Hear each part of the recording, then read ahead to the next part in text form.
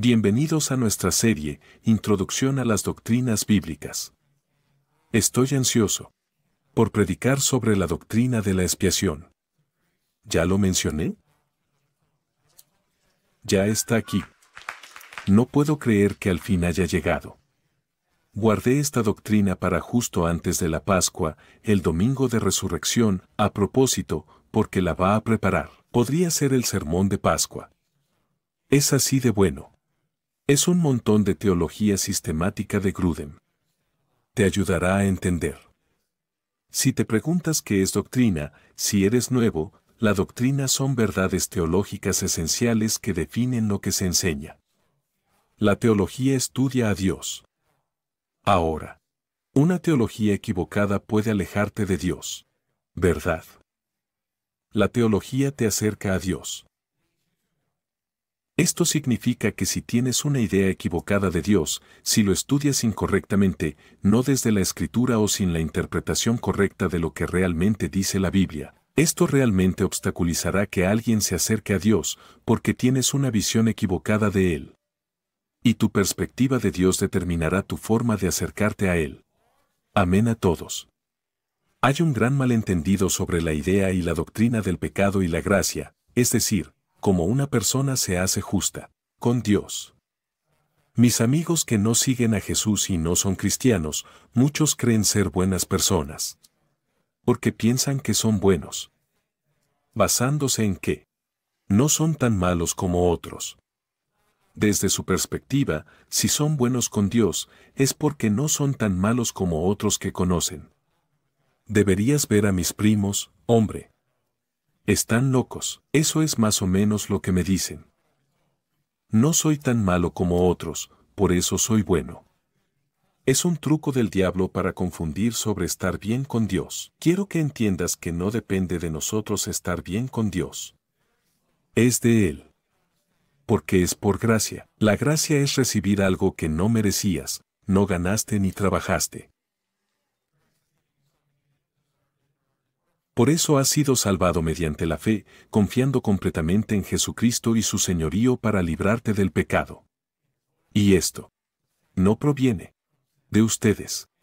Ahora, Él pudo haberse detenido ahí, pero sabe que no lo entenderíamos. Así que reitera, es un don de Dios. ¿Cuál es el regalo?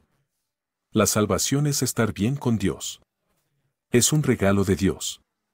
Y luego, para aclarar, no por obras. De nuevo, no por nosotros mismos, no de nosotros mismos. No es por obras ni por lo que puedas hacer.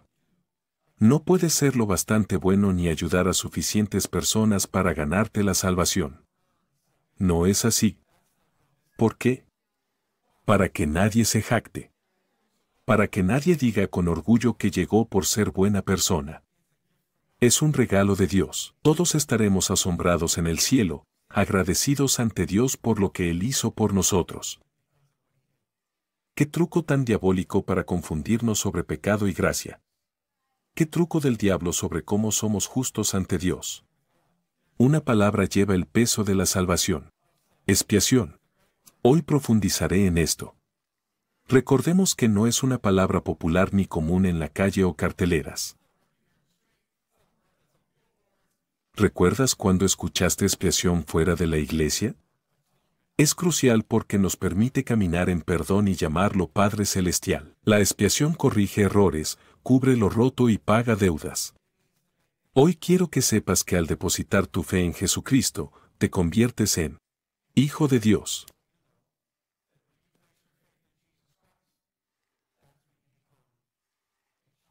Entonces eres salvo. Es una imagen hermosa. Somos salvos no porque lo ganaste, sino porque Jesús te lo ofreció. Es por gracia. Primero, antes de hablar de la expiación, hablemos de nuestra necesidad de expiación. Y eso es nuestro pecado. El pecado nos separa de Dios. Dios quería que entendiéramos que hay un gran abismo entre nosotros y el por qué el pecado nos separó. Eso es el pecado. Es una ofensa espiritual. No es algo ligero. No lo es. Yo no. Me siento mal por algo. Es una ofensa espiritual. Es una separación de un Dios santo. Dios es tan santo y justo que el pecado requiere justicia. Es decir, hay un precio por el pecado. Así que Jesús vino a aclarar cómo alguien puede reconciliarse con Dios. Aquí está. Él dijo, yo soy el camino, la verdad y la vida. Si hay confusión, Él lo resume, nadie viene al Padre sino por Jesús. Él es la puerta. No es por ser buena persona o creer en un falso Dios. Jesús es el camino a Dios. Así que si Jesús es el camino, mira esto. No es de extrañar que los demonios se esfuercen tanto por desviar a la gente de las direcciones correctas. ¿Te han dado direcciones incorrectas alguna vez? Ahora estás molesto, tarde y perdido. Y el diablo ha estado dando direcciones equivocadas por años. Para desviar a la gente. Hemos hablado de esto en las series de doctrinas anteriores, es casi su estilo. Te llevará a orar y adorar, y honrar a cualquier cosa en el universo menos a Jesús. Ahí es donde el mundo empieza a perder la cordura. Puedes adorar estrellas, rocas, cristales, pero cuando mencionas a Jesús, se sorprenden. El diablo ha trabajado mucho para confundirte. Jesús es claro, es el único camino a Dios. Déjame explicarte el pecado. El pecado es no seguir la ley moral de Dios. En acción, actitud o naturaleza. El pecado separa. ¿Han oído de los 10 mandamientos? Les digo, los 10. Allá vamos. ¿Cuándo los leímos por última vez? Vamos a leerlos. Dice, no tendrás otros dioses delante de mí, significa que solo a Él debemos adorar, y no tendrás ídolos, significa adorar al Dios correcto de la manera correcta. Si oras a un ídolo, es impropio porque nos dijo no tener estatuas ni ídolos que reemplacen a Dios. Número 3. No uses el nombre del Señor en vano. No lo vacíes de su poder. Santifica el día de reposo. Un día a la semana para adorar y descansar. Honra a tus padres. Vamos, mamá y papá, di un buen amén a eso. No matarás, no cometerás adulterio, no robarás, no darás falso testimonio, y no codiciarás. Estos son los 10 primeros. Pero en el Antiguo Testamento, la primera parte de la Biblia, había 613, no solo 10. Diré algo sorprendente. Los 10 mandamientos no fueron dados solo para seguirlos. Se dieron para mostrarnos lo mal que las cumplíamos. Y ver nuestra necesidad de un Salvador. Dios en el Antiguo Testamento establecía su estándar perfecto para estar bien con Él. Decía que si querías estar bien conmigo, debías hacer todo esto. La humanidad intentó por milenios alcanzar ese estándar sin éxito. Por eso necesitamos un Salvador. ¿Entiendes mi punto? El pecado es no seguir la ley moral de Dios en actitud o naturaleza. En Efesios, capítulo 2, vemos que todos vivíamos así, satisfaciendo los deseos de nuestra carne y pensamientos, como los demás. Esto es crucial para entender nuestro camino. Por naturaleza, todos éramos merecedores de ira. Así que, el pecado gira en torno al egoísmo. Todo pecado se reduce a eso. Es interesante. Recuerden cuando hablamos de ángeles y demonios, mencionamos el pecado de Satanás. Era egoísmo y orgullo. ¿Recuerdas sus frases de yo subiré? Dijo que ascendería, que haría esto, que sería como Dios. No, no, no. Eso fue cruzar una línea, y fue expulsado del cielo junto con un tercio de los ángeles. ¿De dónde vino el pecado? ¿Lo hizo Dios? No. Ángeles y humanos eligieron el pecado en lugar de Dios. Así que, si alguna vez piensas, ¿por qué Dios me hizo hacer esto? No, no, no. Cuando se es tentado, nadie debe decir que Dios lo está tentando. Dios no puede ser tentado por el mal, ni tienta al mal. Cualquiera. No viene de él. Volvamos al primer pecado en el jardín. Adán y Eva se equivocaron. Fue mucho de él dijo, ella dijo, pero leamos.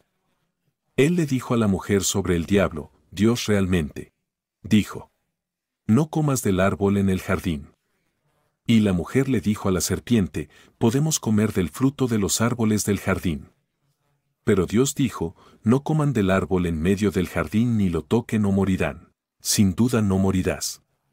La serpiente le dijo a la mujer, porque Dios sabe que cuando comas de él, tus ojos se abrirán y serás como Dios, conociendo el bien y el mal. Al ver la mujer que el fruto del árbol era bueno para comer, agradable a la vista y deseable para obtener sabiduría, tomó un poco y comió.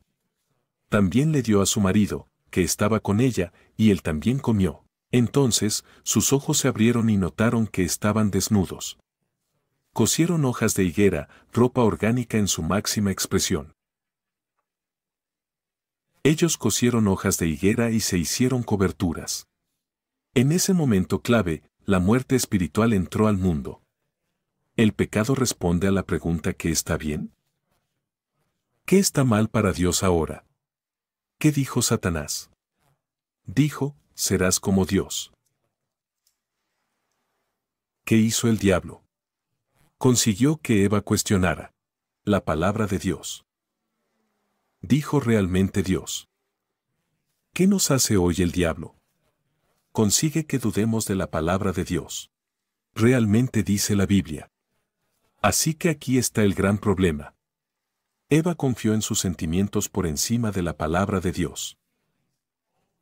En lugar de permitir que la palabra de Dios lo definiera. Observen esto. Escúchenme todos. Eva no dudaba de que eso era lo que Dios decía. Solo dudaba si eso era lo que Dios quería decir. ¿Cuántas veces leemos la Biblia y pensamos, sé que dice eso, pero lo dice en serio? Te daré mucha información, pero necesito que asimiles esto. ¿Si dio una respuesta diferente a quién soy yo? ¿Quiénes somos? La respuesta correcta es que estamos hechos a imagen de Dios, totalmente dependientes de Él. Somos amados profundamente y al confiar en Él para nuestra salvación, nos convertimos en sus hijos. Pero el pecado engañó a Adán y Eva. El pecado los convenció de que no necesitaban a Dios, haciendo que creyeran que podían ser dioses. Esto sigue ocurriendo hoy. El mundo nos convence de que tenemos el derecho de autoidentificarnos.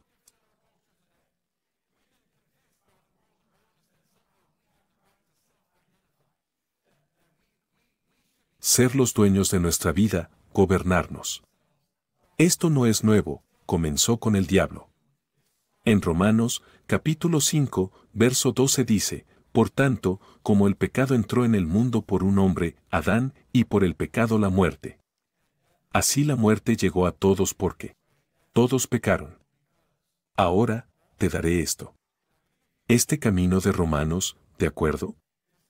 Es solo un grupo selecto de escrituras en Romanos que te ayuda a entender y explicar cómo reconciliarse con Dios. Aquí hay elementos clave y versos útiles. Primero, debemos reconocer que todos pecamos y carecemos de la gloria de Dios, lo que significa que hemos fallado, necesitamos un Salvador. Segundo, la paga del pecado es muerte, lo que significa que el pecado merece muerte. Pero aquí está la buena noticia. El regalo de Dios, la salvación, es vida eterna y llega en Cristo Jesús cuando lo haces tu Señor. ¿Ves? Bien, continúa. Dios demostró su amor por nosotros en esto, cuando éramos pecadores, Cristo murió por nosotros. No puedo esperar para predicar sobre la Pascua la próxima semana. Porque Dios no esperó a que nos arregláramos. Sabía que no podríamos sin Él. Mientras estábamos en pecado, el amor de Dios lo llevó a enviar a Jesucristo a morir por nosotros. ¿Ves? Hay dos más. Si confiesas que Jesús es el Señor, no solo lo dices, lo haces Señor de tu vida. Y crees que Dios lo resucitó, serás salvo. ¿Salvado de qué? ¿Del pecado? ¿Del infierno? ¿Del juicio? Todo aquel que invoque el nombre del Señor será salvo. Esto no se limita a unas pocas personas, no. La red está abierta a cualquiera que clame a Dios en el nombre de Jesús. En nuestro estado pecaminoso, debemos saber esto: cualquier bien espiritual necesario para estar bien con Dios, no podemos alcanzarlo por nosotros mismos. En realidad, carecemos de cualquier bien espiritual en nosotros mismos. Atención. Esto es importante. El mundo dice que somos buenos. ¿En qué se basan? ¿Sentimientos? Los sentimientos no son Dios. Dios es Dios. Y ya dejó claro que es pecado en Romanos, capítulo 7. Pablo nos dice que en su carne no mora nada bueno. Y él escribió un tercio del Nuevo Testamento que admiramos. Se da cuenta, no hay nada bueno en él, solo la voluntad está presente en él, pero cómo hacer lo bueno no lo encuentro. Todos queremos ser buenos, pero no podemos ser lo suficientemente ante Dios por nosotros mismos. El corazón es engañoso y perverso. Leo esto porque muchos dicen: el Señor conoce mi corazón. Y se consuelan con eso. ¿Sabes qué significa?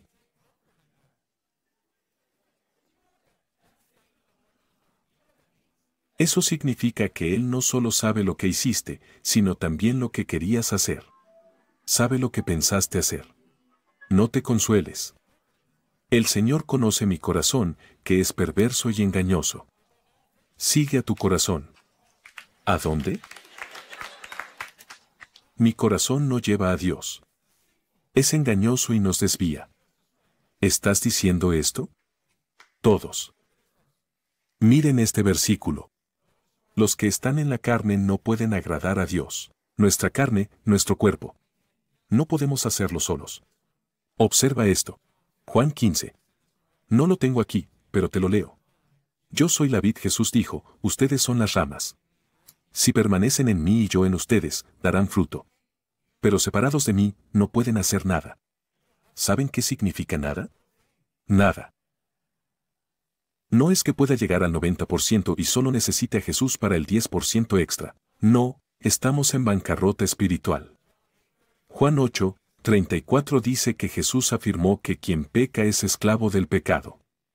Isaías 64 dice que toda justicia, lo mejor de nosotros, lo mejor que hagamos es como un trapo sucio, comparado con la santidad de Dios.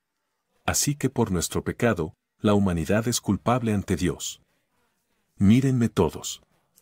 Este es nuestro inicio. No quiero que pensemos que comenzamos aquí y estamos aquí, y que solo necesitamos a Jesús para cerrar la brecha. No, nuestro punto de partida es reconocer que somos pecadores y merecemos juicio, merecemos separarnos de Dios. Merecemos su ira. Esto es crucial para entender la doctrina de la expiación. Estoy preparándolos ahora para que realmente aprecien la expiación más de lo que nunca lo han hecho si entendemos esta primera parte. Y algunas personas no sienten que son pecadores.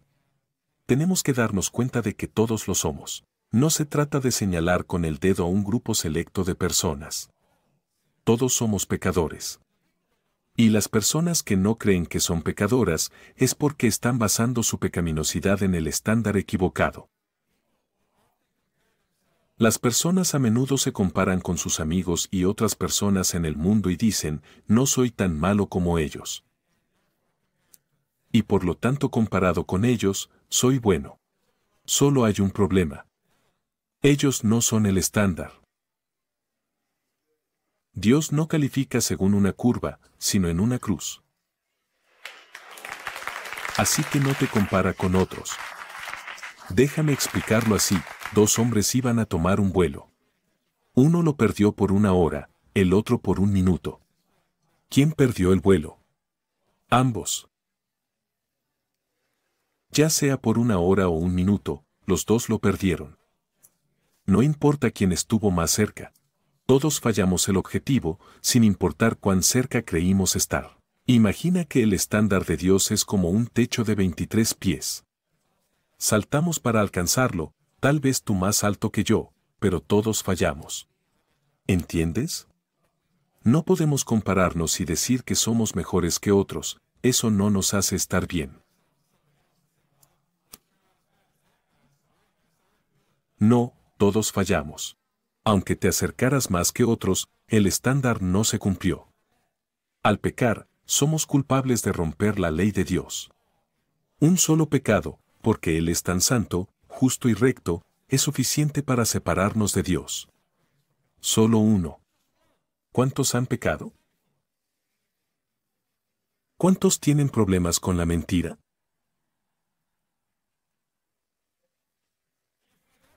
Si alguna vez rompimos un mandamiento, somos culpables. Por eso necesitamos un Salvador. Nos estamos ahogando en el océano del pecado. No podemos rescatarnos a nosotros mismos. Ahora déjame decirte acerca del peligro de los inconversos que van a la iglesia. Los patrones cristianos de comportamiento no conducen automáticamente a la salvación. Y estoy dando esto como una advertencia a todos nosotros. Porque hay ciertas culturas alrededor de América y alrededor del mundo donde la mayoría de la sociedad va a la iglesia. Pero eso no te hace un cristiano genuino más de lo que vivir en un garaje te hace un coche. Jesús nos advierte claramente, no hay nadie que haga el bien, ni uno solo. No todos los que dicen Señor, Señor entrarán en el reino de los cielos, solo quienes hacen la voluntad de mi Padre. Muchos dirán, Señor, ¿no profetizamos, expulsamos demonios y realizamos milagros en tu nombre? Esto lo hacen muchos cristianos. Es uno de los versículos más tristes de la Biblia. Entonces les diré claramente, jamás los conocí. Aléjense de mí, malhechores. Esto debería ser una advertencia para algunos inconversos que asisten a la iglesia. Algunos jóvenes creen que son buenos porque sus padres van a la iglesia o sus abuelos van, o estás aquí solo para cumplir. Tengan cuidado de no hacer solo cosas de iglesia. Él dijo, nunca te conocí. Esa palabra implica un conocimiento íntimo de su relación. Jesús no solo desea que estés con otros cristianos, sino que quiere una relación personal contigo. Y estas son las buenas noticias. Él te quiere. Tu teología equivocada te alejó de Dios. La correcta te hará correr hacia Él. ¿Cuál es el pecado imperdonable? Al principio puede ser un poco confuso. La Biblia lo expresa de esta manera, todo tipo de pecado y calumnia puede ser perdonado, pero la blasfemia contra el Espíritu Santo no será perdonada. Probablemente esto se refiera a atribuir la obra del Espíritu Santo al poder de Satanás. Y en ese caso, el corazón de la persona es tan endurecido que cualquier intento de llevar a esa persona a Cristo será rechazado. Por lo tanto, cuando el Espíritu Santo se está moviendo, no atribuyas eso al diablo. ¿Por qué? Me aterra porque algunos hasta usan el bautismo del Espíritu Santo o lenguas y dicen que es cosa del diablo. Observa. Ten cuidado. Al decir que algo es del diablo, cuando las Escrituras enseñan que el Espíritu Santo es santo. Ahora hablemos del castigo del pecado. Debemos abordar lo malo antes de lo bueno. ¿Por qué Dios castiga el pecado? ¿Por qué? Porque su justicia lo exige. La Biblia dice, yo soy el Señor de misericordia. Amamos eso.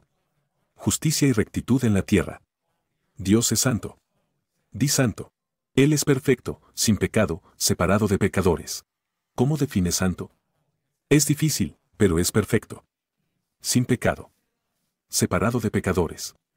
Justificados por su gracia mediante la redención. Me encantan estas palabras de la Biblia. Yo solo. Podría predicar un sermón entero sobre una palabra. Eso es en Cristo Jesús, a quien Dios envió como propiciación por su sangre mediante la fe para demostrar su justicia. ¿Qué es la propiciación? Casi tienes que lamerte los labios antes de decir esa vieja palabra. Vamos, solo di propiciación. Es un sacrificio que lleva la ira de Dios contra el pecado. Mira esto. Y convierte la ira de Dios en favor. ¿Ves esto? Entonces, el pecado debe ser castigado porque Dios es santo. Al pecar, ofendemos su santidad. Alguien debe pagar. Pero el Evangelio se llama buenas noticias por una razón. Si decimos que no tenemos pecado, nos engañamos y la verdad no está en nosotros, así que todos hemos pecado. Pero si confesamos a Dios, Él es fiel. Él nos perdonará nuestros pecados y además nos limpiará de toda maldad. Este es el poder de la expiación. Pero ¿cómo ocurre esto? ¿Cómo puede Dios perdonar nuestros pecados? Es por medio de la expiación. La respuesta está en la Biblia, en 2 de Corintios 5, 21. Así que, resumiendo, si el pecado es cualquier violación de la ley moral de Dios, ya sea en acción, actitud o naturaleza, entonces la expiación es la obra que Jesús hizo mediante su vida, muerte y resurrección para darnos la salvación.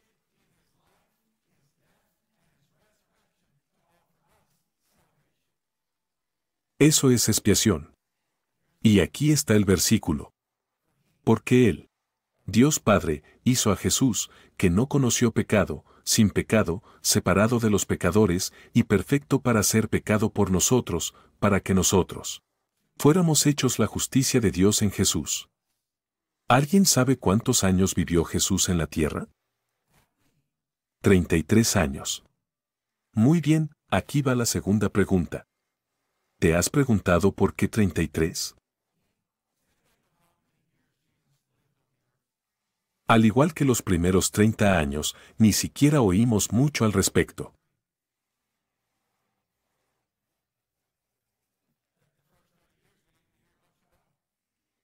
Comienza su ministerio a los 30 años. Hay milagros y drama. A la gente no le gusta. Los fariseos quieren matarlo. Muere a los 33, un Viernes Santo. Resucita el domingo. ¿Por qué 33 años? Te diré por qué. Mateo 3:15. Jesús dijo, debo cumplir toda justicia. En mi mente, si yo fuera Él, diría, no, a los 33. Entro el viernes, salgo el domingo, empaco una bolsa de fin de semana y hago un viaje a la tierra y eso es todo. Pero Él vivió. Durante 33 años. Una vida completamente perfecta. Por nosotros. Escucha bien. Él vivió. Por nosotros. Para que nuestra vida pecaminosa fuera acreditada a Jesús. Y la vida perfecta de Jesús. Ahora se acredita a tu cuenta. Para el creyente en la cruz. Dios derramó el juicio que merecían nuestros pecados sobre Jesús como si Él hubiera vivido nuestra vida, llevando todo fracaso, todo mal. Y a cambio, ahora acredita a tu vida el registro perfecto de Jesús. Así que ahora cuando Dios el Padre te observa, solo ve la justicia de Cristo como si hubieras vivido.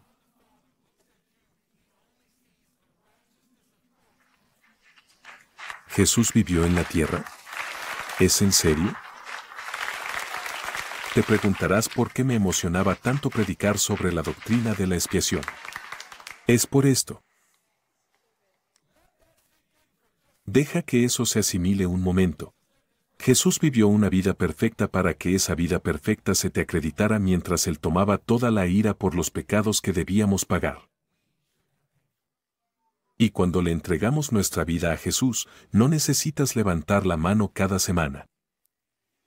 Si realmente lo decías en serio. Estoy diciendo que tú lo lograste. Estás adentro. Levantar la mano no te salva, pero indica que te acercas a Dios. Si deseas renovar tu compromiso, lo entiendo, levanta la mano. Pero no cada semana. Y, humanidad, ofendimos la santidad de Dios.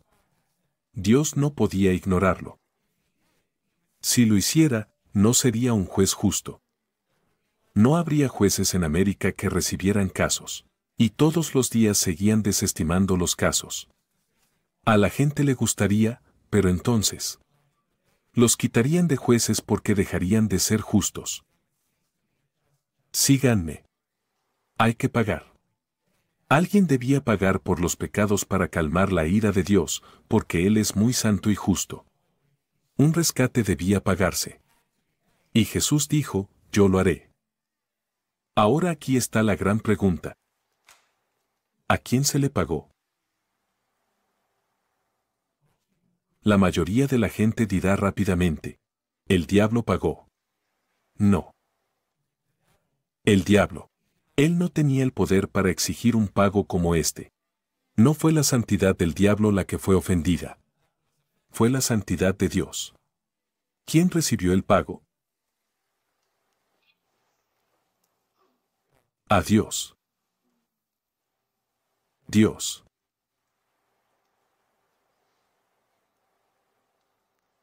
Cumplió con las demandas de su propia justicia.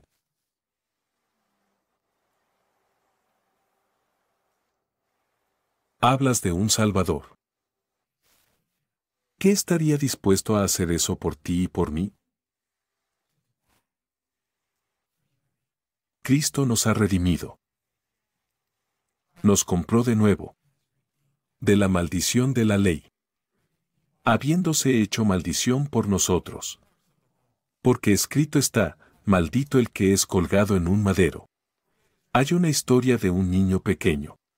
Él quería hacer este barco de juguete durante tanto tiempo. Finalmente consiguió las instrucciones en la madera, lo talló durante semanas. Lo cinceló, lo pintó. Finalmente puso las masas y lo completó. Puso sus iniciales. Corrió por el enorme lago. Con una cuerda en la mano y el otro extremo atado al barco, corría sobre el agua, disfrutando con su barquito de juguete. Hasta que un día, una ráfaga de viento soltó la cuerda de sus manos. El barco se alejaba más, y él corría por la orilla, buscando cómo recuperarlo. Y fue en vano. Ese barco se cayó y navegó lejos. Estaba muy triste. Todo ese esfuerzo se había perdido. Semanas después, volvía de la escuela con su gran mochila. Pasó por una tienda del centro. En el escaparate, para su sorpresa, estaba su barco. Entró corriendo y tocó el timbre. El tendero salió y dijo, «Señor, ese es mi barco, ese es mi barco. No puedo creer que lo encontraste». «¿Me das mi barco?». El tendero dijo, «Tienes que pagar». «Pero es mío, tiene mis iniciales». «Lo siento, si lo quieres, paga». El niño salió y trabajó semanas para ganar dinero. Cortó césped, lavó coches, hizo tareas. Semanas después, volvió con ánimo. Puso sus billetes y monedas sobre la encimera casi al nivel de su cabeza. Miró al tendero y dijo, «Ahora me llevo mi barco». El tendero se dio la vuelta, tomó el bote y se lo dio. Al salir de la tienda, abrazó su barco y dijo, «Pequeño barco, eres 2 veces mío. Primero, porque te hice, te perdí, y ahora te he vuelto a comprar». De manera similar, nuestro Dios nos creó a su imagen. Estábamos perdidos por el pecado y separados de Él. Pero gracias al amor de Jesús, a la cruz de Jesús y a la resurrección de Jesús, ahora nos ha redimido. Y nos ha vuelto a comprar. Que alguien aplauda si está agradecido de que seamos suyos 2 veces. Esto es expiación. Esto es redención. En resumen, Jesús se ofreció como tributo. Recuerde que el Señor de los Anillos.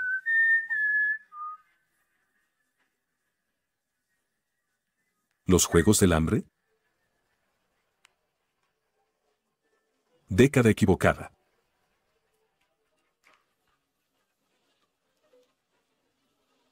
Cuando tú y yo debíamos pagar, Jesús dijo, «Ayúdame». Todos silbaron. Jesús dijo, «Yo los reemplazaré. Tomaré el dolor. El castigo. Yo pagaré».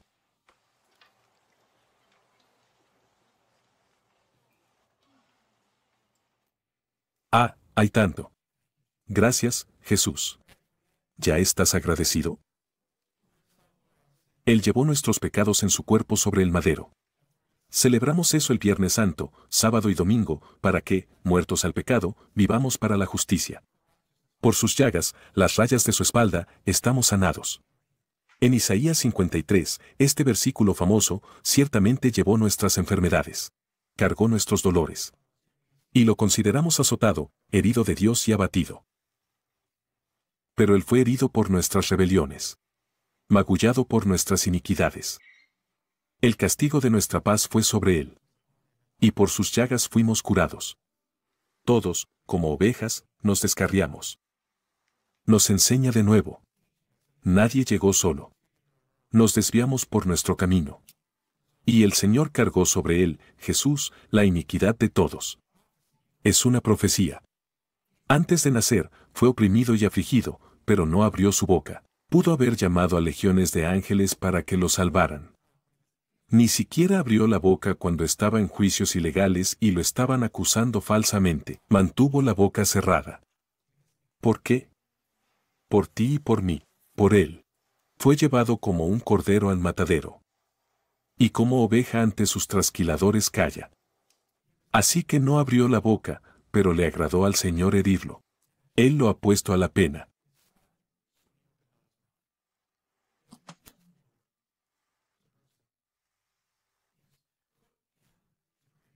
Cuando convierta su alma en una ofrenda por el pecado, verá a sus descendientes.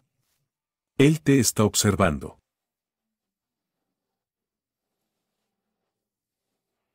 Él te vio en la cruz. Tú eres su semilla. Usted es el fruto de lo que pagó por el camino de regreso aquí. Él prolongará sus días, y el placer del Señor prosperará en su mano. Él verá el trabajo de su alma y será satisfecho. La doctrina de la expiación dice que Dios no miró hacia otro lado ante el pecado. Miró directamente al pecado. Pero tomó ese pecado y lo puso sobre Jesús. Primero tenemos que ver la seriedad de nuestro pecado, porque si no vemos la seriedad del pecado, nunca entenderemos la expiación. Seriedad de la gracia. Sin ver la necesidad de la gracia, no veríamos la de un Salvador. Pero Isaías 53, 11. Sus demandas debían cumplirse. Y lo fueron. Tanto que en la cruz, las últimas palabras de Jesús fueron tetelestai, que significa está consumado. ¿Sabes cómo se traduce eso? Pagado. En su totalidad. ¿Cuáles son las demandas de Dios? Las de nuestro pecado. Así que el infierno no es donde Dios envía a quien le enoja. El infierno es donde pagas tus pecados si quieres. Predicamos pagar por tus pecados, pero Jesús ya pagó. Hace años, mi esposa y yo fuimos a un restaurante con una pareja, nuevos amigos. Y olvidé mi billetera. Sé que algunos amigos lo hacen a propósito. Y parece que lo hacen mucho. Me atrapaste. Te juro que esta vez no fui yo. Llegó la cuenta, la tomé y me di cuenta. Que no podía pagar. Fue vergonzoso. El tipo dijo, oh, no te preocupes. No era problema para él. Yo pago esta noche. Estaba mortificado. Me sentí mal porque quería pagar. Mira esto. No podía pagar, aunque quisiera. Necesitaba que alguien más pagara. Por el pecado, puedes extender la mano al otro lado de la mesa, pero no podemos pagar. No tenemos lo necesario ni suficiente justicia. Jesús dice, yo pago. Una vez que el otro hombre pagó, no intenté pagar de nuevo. Ya estaba cubierto. Jesús ya pagó. Solo di gracias. Sin Él, estaríamos en el infierno por siempre, haciendo más que lavar platos.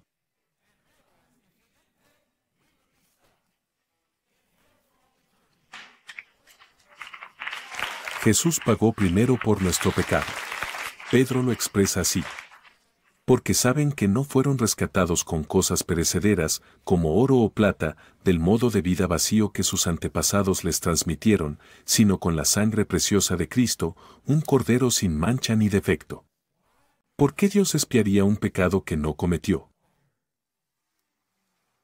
Simple.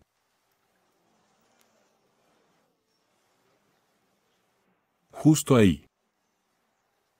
Dios amó tanto al mundo que dio a su Hijo unigénito, para que todo el que crea en Él no perezca, sino que tenga vida eterna.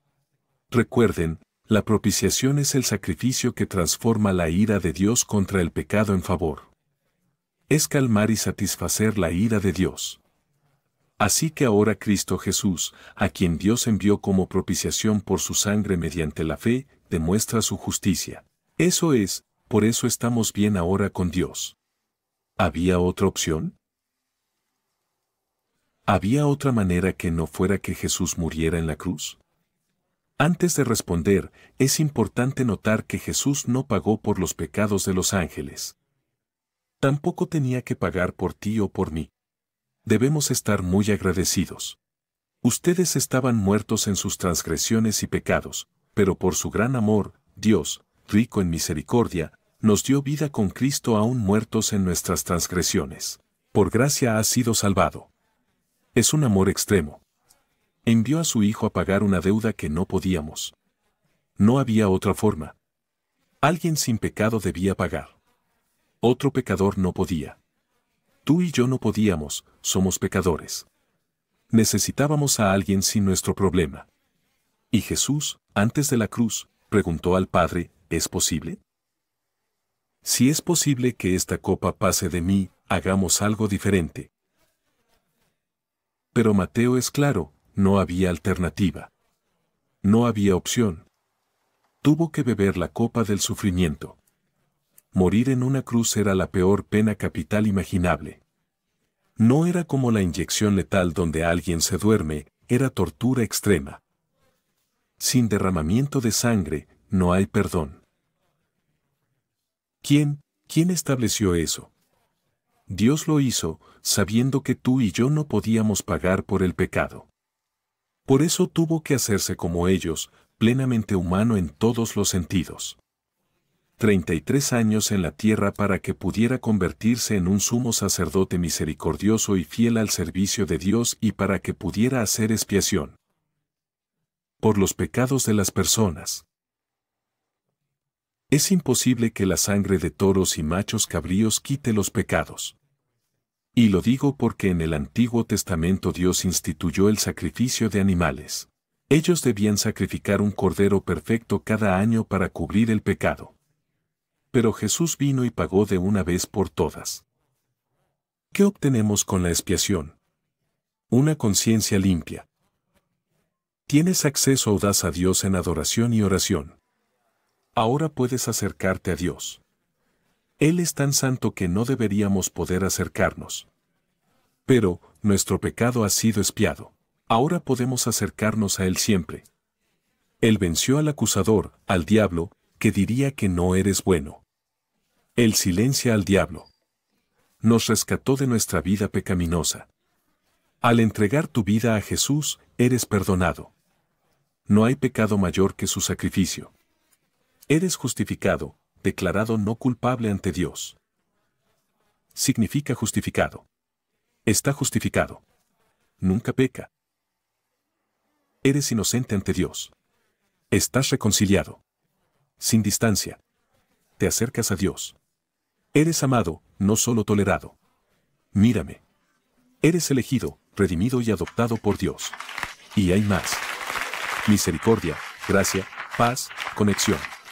La lista sigue. Recibes gracia y misericordia. Déjenme explicar la diferencia. Gracia es recibir algo inmerecido, que no trabajaste o ganaste. Misericordia es evitar el juicio que mereces. ¿Cuántos agradecen ambas? Las Escrituras mencionan la sangre de Jesús como evidencia de su vida entregada en juicio. Es judicial en el lenguaje. Fue penal porque llevó nuestra pena al morir. Fue un sustituto porque reemplazó tras la muerte. La muerte de Cristo cumplió 4 necesidades. Por el pecado. Aquí están los 4 problemas del pecado. Merecemos morir por el pecado, merecemos la ira de Dios, estamos separados de Dios y esclavizados al pecado y al reino de Satanás. No podemos resolver estos problemas solos. Jesús vino a sacrificar. Pagó la pena de muerte que merecemos por nuestros pecados al sacrificar su vida. La Biblia menciona la propiciación. Quitó la ira de Dios que merecemos al ser nuestra propiciación. Nos reconcilió al superar la separación de Dios. Él era el único que podía reconciliarnos y llevarnos de vuelta a Dios. Ahora tenemos redención. Porque éramos pecadores y esclavos del pecado y Satanás, Jesús nos redimió. Ya no somos esclavos y somos libres para servirle. Que alguien diga amén. Ahora, mírame. No hay condenación para los que están en Cristo Jesús. No dejes que el diablo traiga condenación a tu vida. No es de él. Con Adán y Eva hubo una muerte espiritual que entró entonces. Para mostrar el corazón de Dios, lo primero que hizo fue cubrirlos con piel. Instituyó el sacrificio del Antiguo Testamento. Debían sacrificar un cordero perfecto una vez al año. ¿Por qué? Porque él estaba prefigurando a Jesucristo. Un día, cuando Juan bautizaba, vio a Jesús acercarse, señaló y dijo: «He aquí el Cordero de Dios que quita los pecados del mundo». En el Antiguo Testamento, nuestros pecados se cubrían. En el Nuevo Testamento, se borran y desaparecen en el mar profundo. ¿Qué hacemos? La Iglesia. Debemos arrepentirnos, volvernos y confiar solo en Jesucristo para salvarnos. Vivir y disfrutar la relación con Dios y añadir valor a muchos para poder compartir la fe, invitarlos a la iglesia y ganarlos para Cristo, porque es la bondad del Señor la que busca que la gente se arrepienta y venga a Dios. ¿Es una broma? Si me muestras un Dios así, me apunto. La expiación no es solo doctrina, es el corazón del Evangelio. Es lo que Jesús quiso decir al decir que está pagado por completo, está terminado. No tienes que esforzarte para volver a Dios, solo creer que Jesús se acercó a ti. Ese es el Evangelio de la expiación. Amén. Aplaudan y digan amén. Gloria a Dios. Demos gracias por la expiación, por salvarnos, por rescatarnos, por pagar lo que no podíamos. Gracias por hacernos bien contigo. Señor, te debemos todo. Te honramos y alabamos. Toda la gloria al nombre de Jesús. Alabado sea el poder de Jesús. Te adoramos, ahora con la cabeza inclinada y ojos cerrados. Quizá quieras entregar tu vida a Jesús aquí y ahora. No pienses que debes ir a casa a arreglar algo primero. Eso es trabajo. Somos salvos por gracia mediante la fe en que Jesús es Señor y Salvador. Si estás listo para dar tu vida a Jesús para que tus pecados sean expiados, pagados y quitados. Voy a. Para guiarte en una oración de compromiso. Si quieres comprometerte con Dios de nuevo, te incluiré. A la cuenta de 3, levanta tu mano. 1, 2, 3. Di, soy yo. Levántala. Sí, sí, sí, sí, sí, sí, sí, sí, sí, sí, sí, sí, sí, sí, sí. Muchos de ustedes respondiendo en línea también. Les guiaré en esta oración. Digámosla juntos. Di, Padre Celestial. Gracias por amarme primero. Gracias por pagar por mi pecado. Hoy, te doy mi vida. Te pido perdón por mis pecados, límpiame. Sé mi Señor y Salvador. Por el resto de mi vida. Deseo vivir agradecido por ti, expiando mis pecados. Oramos en el nombre de Jesús. Amén. Amén.